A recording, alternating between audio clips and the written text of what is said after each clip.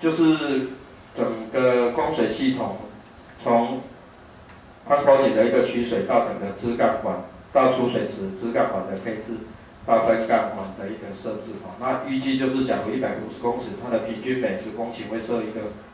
分水箱哈，那这个分水箱就是由让这10公顷范围的养殖业者去把他们的管线在分水箱取水的一个方式，规划的方式来做哈。那这样的话，第一个对整个排水现有的排水路哈就不会有影响到占用，第二个整个取水顺畅以后，它的用水效率提高哈，对水的一个整个取水量会降低啊，这是我们的目的。那另外治理方面，我们就是在做，现在目前在评估新华农场的一个自容值。那我们知道林边溪流域它82%的一个洪峰流量哈，是来自上游的一个山区哈，所以上游山区它的冲蚀力很大哈，所以林边溪是一个在河川特性是很特殊的哈，它在从山区到出口的时候，它所有的河段都是刷升的哈，包括丹林大桥这一段，还有南河大桥这一段，它的河道都是刷升，因为它从山区的一个尖峰降雨一下来的时候，那冲击力相当大。可是它流到汇流口或者是比较平原段的时候，它因为河道的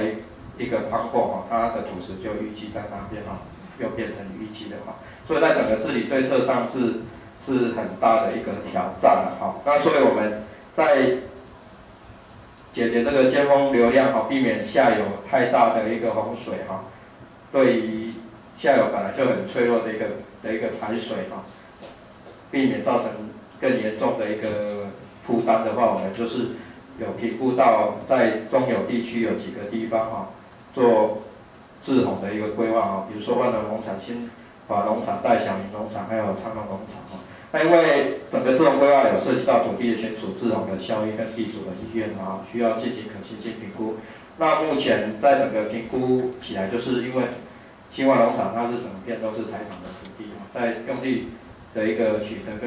跟问题上哈，可能会是最容易做的一个部分。好，那这个是新华农场的范围哈。那它大概752公顷，那小潭大桥上游的新水区大概是367公顷，那这下来就是利利溪哈，然后台一线的一个新平大桥哈，那这是整个对岸的话就是我们在做人工湖的一个大潮村人工湖的一个万能农场，那在整个评估的话。我们的治洪规划哈，有涉及到一个环境的调查、治洪方式的评估，还有就是区位的一个规划哈，跟效益的评估，在做我们工程配置的规划。那这个案子还在基本调查已经完成哈，在做整个治洪的一个效益的评估当中哈。那这是整个淹水的一个模拟哈，那利用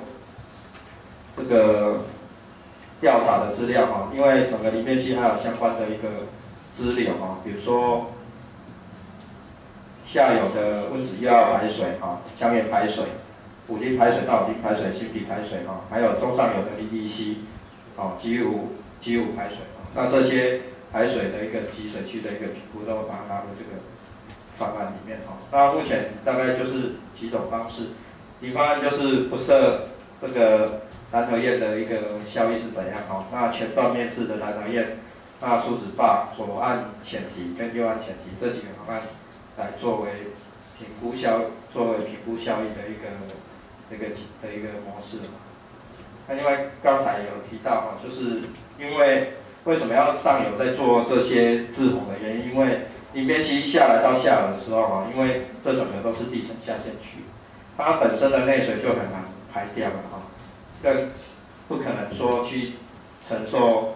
上游的一个高地的一个排水，所以除了本身目前低淹水计划在执行的，包含分洪道、牛埔溪的分洪道相关的抽水站闸门，还有排水路的拓宽，还有局部的一个治洪池的规划以外，我们上面的一个治洪规划就是考虑到说，要把那个尖峰的那个流量把它调掉，那这个当然还要去做详细的评估。那因为台17线本身它是在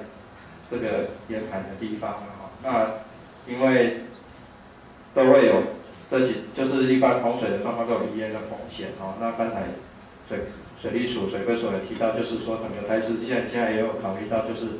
把它拉到作为一个外环道，那上游的一个外水把它截流到里边溪那避免下游的溢淹的一个风险这是在目前整个严重低人下县区的一个治理的一个规划。好，那以上。